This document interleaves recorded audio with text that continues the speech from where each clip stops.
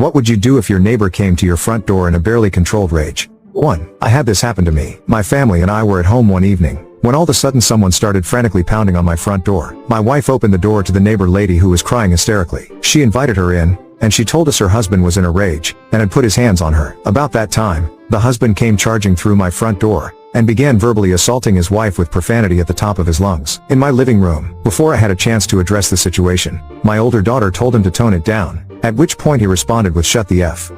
#K up. #CH. The words barely left his lips before those lips were introduced to my fist. Turns out he had no interest in fighting another man. Once he found his feet, he was out my front door faster than he barged in. I'm sure most of the folks reading this will be disgusted with my actions. I don't care. What does matter to me is the opinion of that man's wife. Years later, she